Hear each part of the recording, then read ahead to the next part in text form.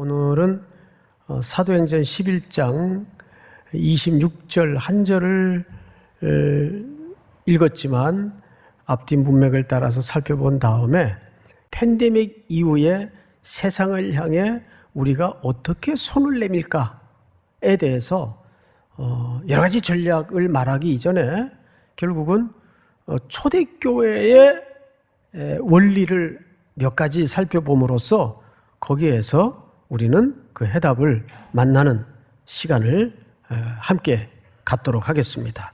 우선 여러분 19절을 좀 보시기 바랍니다. 그때에 스데반의 일로 일어난 환난으로 말미암아 흩어진 자들이, 자 여러분 잠깐 앞을 보실까요? 또 온라인으로 예배하는 분들도 모니터를 향해 주시기 바랍니다.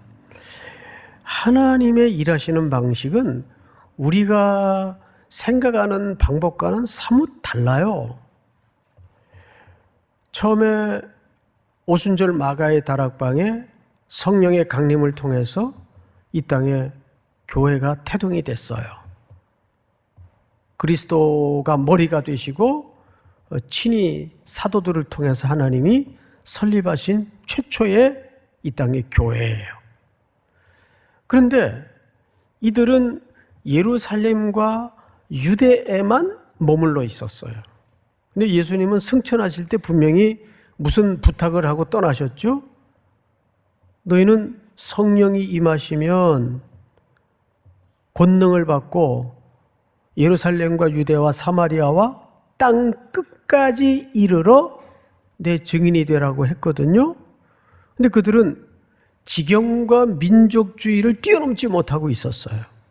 그냥 예루살렘 중심으로 자기네 민족들에게만 근근히 복음을 전하고 있었어요. 이걸 보통 우리가 흔히 쓰는 표현으로 뭐라고 해요? 안주. 사람은 너나 할 것 없이 어느 시대든 그저 늘 머물렀던 곳, 하던 대로 하는 것이 굉장히 편해요. 하나님께서 어떤 방법을 쓰셨는가 하면 예루살렘을 중심으로 일부 성도들과 사도들에게 무시무시한 박해를 가하기 시작합니다. 그 대표적인 케이스가 사울을 중심으로 해서 벌어진 스데반을 죽이는 일이었어요. 돌에 맞아 죽죠. 그 일로 예수를 추종하는 무리들을 향한 검거 열풍이 예루살렘 골목을 아주 삭풍을 불듯 집어삼킵니다. 그 일로 다 흩어지게 돼요. 민들레 꽃이 마냥 그 핍박의 바람에 불려서 여기저기로 다 도망가기 시작합니다. 그러니까 이방 땅에 복음이 퍼지게 된 계기가 되는데 그들이 핍박을 통해서 그렇게 흩어질 때 무슨 야 우리가 저기 가서 교회 짓자, 저쪽 가서 개척하자 이래가지고 도모하고 기도회하고 위원회 조직하고 해서 이방 땅에 교회가 개척이 된 게 아니에요. 이게 사도행전의 보편적인 패턴이에요. 왜 그렇게 하실까요? 여기에는 조금 더 높으신 하나님의 경륜이 있어요. 이 땅의 교회는 사람의 계획과 지혜와 도모로 만들어지는 것이 아니다. 하나님이 주도하시는 것이다라는 것을 설명하기 위해서 인간의 역할을 철저히 수동적인 자리에 두십니다. 그래서 핍박이 일어나서 부득이 떠나게 만들어요. 근데 그들이 돌아다니면서 이제 겨우 물리적인 그 지역적 경계를 넘어서게 됐는데 그러면 복음이 이방 땅으로 전해졌느냐? 그렇지 않아요. 19절을 잘 보세요. 이렇게 되어 있습니다. 그때에 스데반의 일로 일어난 환난으로 말미암아 흩어진 자들이 베니게와 구브로와 안디옥까지 이르러, 여기는 분명히 이방 땅이에요. 이르러 그 다음 다 같이 시작. 유대인에게만 말씀을 전하는데 어때요? 이들이 이방 땅으로 다니면서 이방인들에게 복음을 전했나요? 지경은 이방 땅으로 넘어갔는데 아직도 어디에 붙들려 있죠? 민족주의에 붙들려 있는 거예요. 이방 땅에 사는 소위 디아스포라죠. 흩어져 살던 유대인들에게만 복음을 전했다고 증거하고 있죠. 그런데 뜻밖의 일이 일어나요. 다음 절을 볼까요? 그 중에 구브로와 구레네 몇 사람이 안디옥에 이르러 헬라인에게도 말하여 주 예수를 전파하니, 몇 사람이라는 단어가 굉장히 중요합니다. 이제 저를 또 한번 보실까요? 그렇게 쫓겨다니던 유대인 중에 몇 사람이 누군지도 밝히지 않아요. 그냥 소수의 무리예요. 그런데 이들은 리더십이 아니에요. 그냥 우리 같은 평신도들이에요. 그 중에 몇 사람이 일부가 이방인들에게, 특별히 헬라인들에게 복음을 전했어요. 이거는 유대인들의 이해와 통념 속에서는 사실상 있을 수가 없는 행동을 한 거예요. 늘 하나님의 일이 이런 식으로 진행이 돼요. 우리 삼일교회 사역 패턴과 굉장히 닮아 있어요.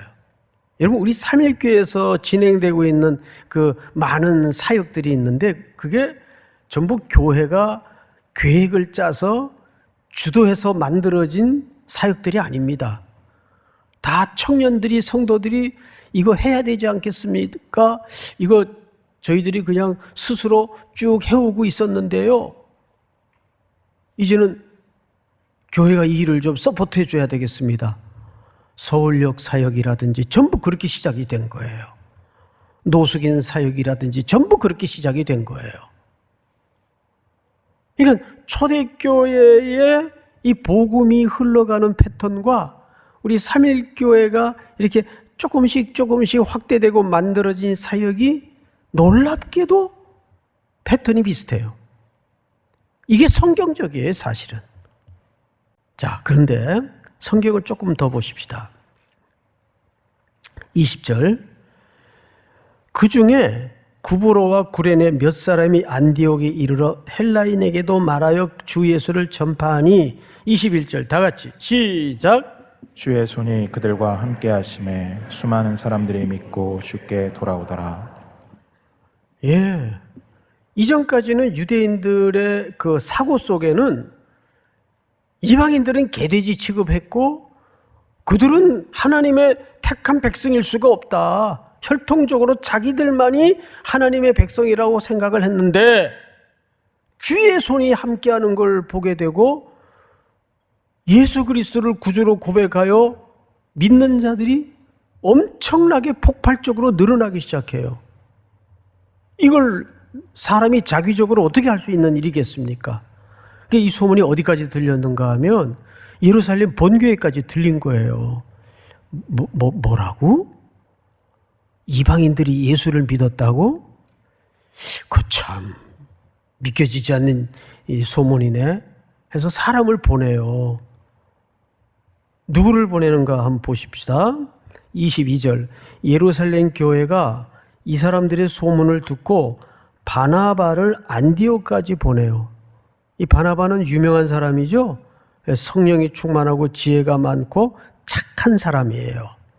이 사람을 이제 예루살렘 교회에서 인정할 만한 사람이니까 당신 좀 가서 그 도대체 이게 말이 안 되는 얘기가 들리는데 살펴보고 오십시오. 그 바나바가 혼자 왔어요. 왔는데 놀라운 걸 보게 돼요. 23절 다 같이 시작.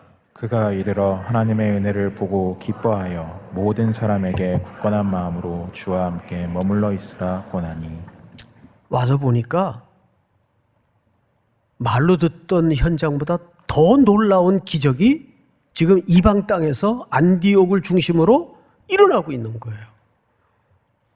그래서 24절을 잘 보세요. 제가 읽겠습니다. 바나바는 착한 사람이요 성령과 믿음이 충만한 사람이라 이에 큰 무리가 주께 더하여지더라. 그 이분이 안디옥에 도착해서 사역을 하다 보니까 이분의 인품과 가르침과 믿음을 통해서 더 많은 사람들이 자꾸 모여드니까 일이 많아지죠. 야, 이거 어떡하지? 이거 혼자 할 수 없는데. 딱 누가 생각났냐 하면 얼마 전에 스데반 죽이는데 주동했던, 그러나 다메섹에서 거꾸라져가지고 그리스도의 제자가 된, 그러나 아직은 초대교회 성도들에게 검증이 잘 안 되고 저 가짜 아니야? 혹시 스파이로 엑스맨 아니야? 이렇게 의심의 눈초리가 거두어지지 않은 사울이 생각이 난 거예요. 그 사람을 찾아야 되겠다 해서 어떻게 하나 잘 보세요. 25절. 바나바가 사울을 찾으러, 여기 찾으러라는 헬라 말을 보면 찾을 때까지 찾았다 그 말이에요. 집집마다 뒤져가면서 찾을 때까지 찾았다 그 말이에요. 찾으러 다소에 가서 만났어요. 어떻게 합니까? 안디옥에 데리고 와서 둘이 교회에 1년간 모여 있어 큰 무리를 가르쳤어요. 자, 저를 보세요.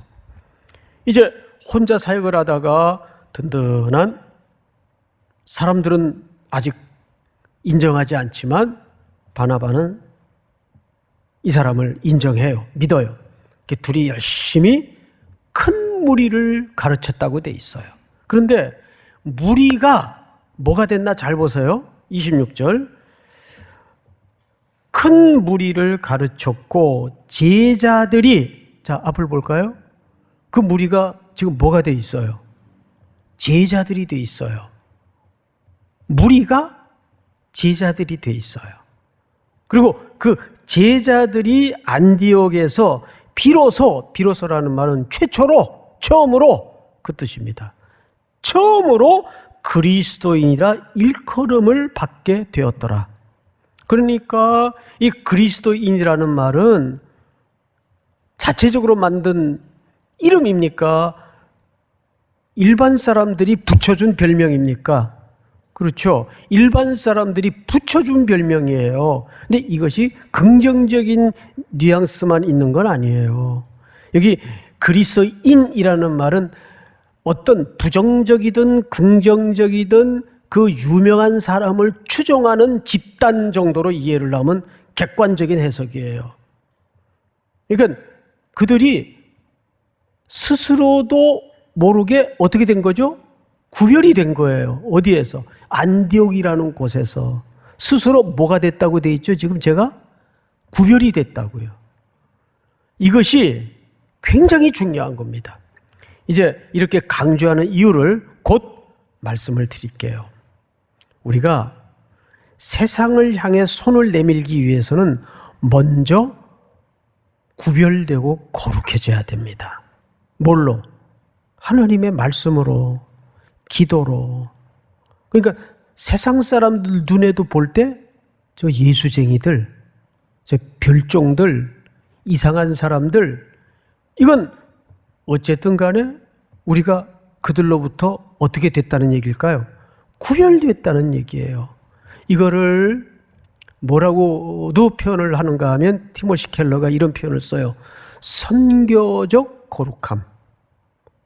다시요. 선교적 거룩함. 먼저 이 구별이 이루어져야 그 세상 사람들이 이 선교적 거룩함을 통해서 관심을 갖게 된단 말이에요. 그래서 여러분들 사는 삶이나 세상 사람들 사는 삶이나 도찐개찐이면 거기에 매력을 발견할 수 있을까요? 궁금해할까요? 궁금해하지도 않아요. 그래서 우리는 왜 선교적 거룩함이 먼저 준비돼야 되냐 하면 선교적 거룩함이 세상 사람들에게 매력을 갖게 만들고 궁금증을 유발해야 돼요. 야, 도대체 저 사람들 사는 삶의 이유가 뭘까? 선교적 거룩함으로 구별되어 있어야 됩니다. 그래야 교회가 매력을 회복하고 그리스도인들이 이 시대 앞에 교회를 욕하고 손가락질하는 이런 시대 앞에 매력을 회복할 수가 있어요. 구별돼야. 레리 허타도라는 분이 그 구별에 대해서 뭐 너무 뻔한 얘기 같은데 정말 중요한 이야기를 썼더라고요. 몇 가지만, 뭐 이외에도 많지만 몇 가지만 소개를 하겠습니다. 마치 안디옥의 최초의 제자들이 그 지역 사람들을 통해서 그리스도인이라고 구별되어졌던 것처럼 우리는 어떻게 해야 잃어버린 이 매력을 회복할 수 있겠는가? 첫째, 여러 인종과 민족이 함께하는 인식을 우리는 열어야 됩니다. 이 땅에 여러분 코리안 드림을 찾아 와 있는 이주민들이 얼마나 많아요, 지금. 지금 지방으로 내려갈수록 이제는 인종들이 뭐 단일 민족 그 맹랑한 소리예요, 이제는. 이제 그분들의 퍼센트지가 어마어마하게 많을 정도가 아니라 그분들이 떠나가면 우리나라 산업이 마비될 정도로 그 영향력이 지대해요. 여러분 이런 생각을 안 해보셨어요? 우리가 조금만 선교적 마인드를 열면 그분들은 미래의 어마어마한 선교 자원들입니다. 그분들을 환대하고 마주해서 그분들이 복음으로 잘 언젠간 고국으로 돌아가겠죠? 원래 선교의 가장 1차적인 그 원리는 마더 랭귀지로 복음을 전하는 게 맞는 겁니다. 우리가 아무리 뭐 언어 준비해서 가서 복음을 전해도 뭐 어느 정도는 효과가 있지만 절대적 효과는 낼 수가 없어요. 그래서 이제 선교 전략도 우리가 늘 하던 대로가 아니라 새로운 방법, 새로운 사람들을 마주할 수 있는 도전과 열림이 있어야 돼요. 근데 이 땅에 우리가 가기도 어려운데 찾아오는 이방의 나그네들이 얼마나 많아요. 이제 그런 사람들을 우리가 여러 인종과 함께하는 선교적 전략 이제 필요하다는 거죠. 그래서 선교지에 가서 좋은 청년들을, 헌신된 청년들을 불러다가 한국의 신학을 가르치고 이 땅의 신앙을 가르쳐서 돌려보내는 거예요. 평신도 선교사로.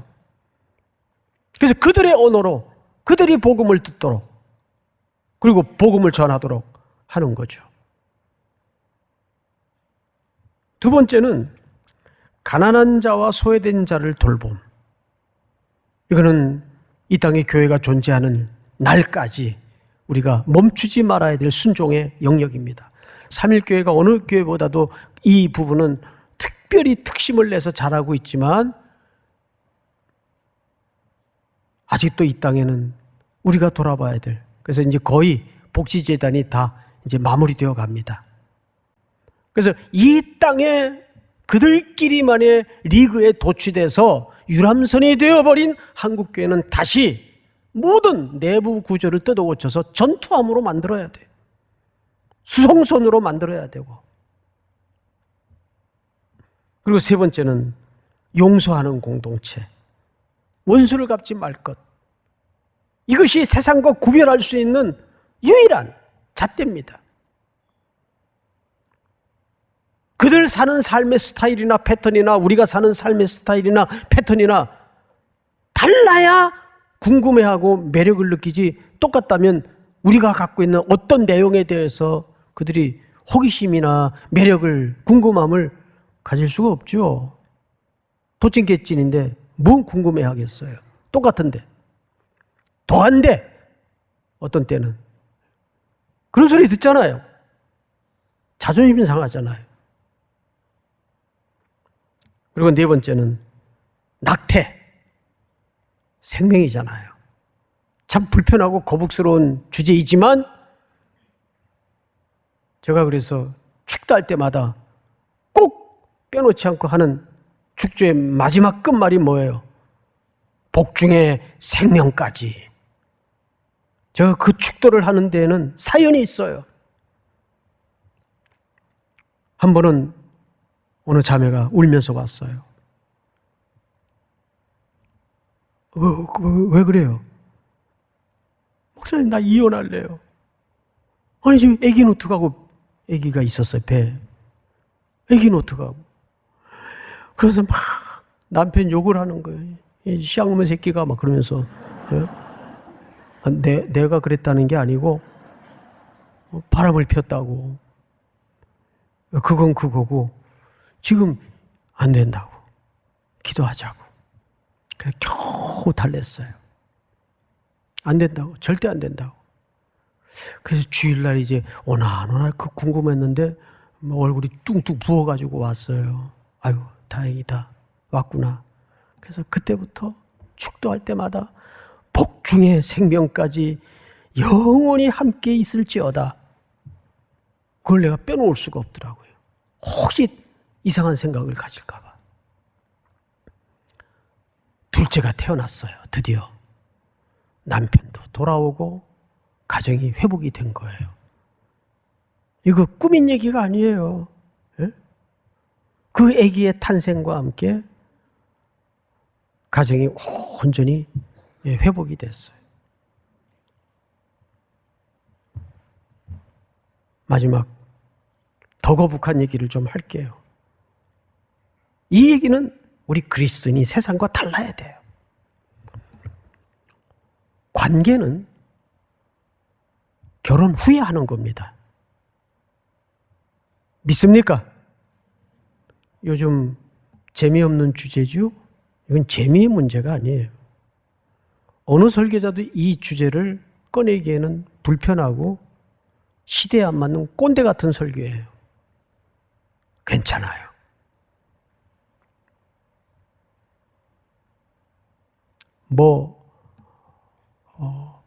아기를 가지고 오면 혼수품 들어온다고요? 아기가 왜 혼수품이에요? 생명이지. 이게 크리스찬의 가정도 이 구분이 없어져 버리면 그건 제 얘기가 아니라 성경의 질서이고 성경의 가르침이에요. 이런 기본적인 성경의 기초 문제에서부터 우리가 성교적 거룩함으로 달라져야 돼요. 그래야 세상을 향해서 손을 내밀 때 그 내미는 손이 힘이 있고 매력이 있고 능력이 생기는 겁니다. 믿습니까? 오늘 이 말씀이 여러분들이 앞으로 살아가는데 또 앞으로 진행될 선교 속에 깊은 울림이 되고 순종이 될 수 있기를 주의 이름으로 축복합니다.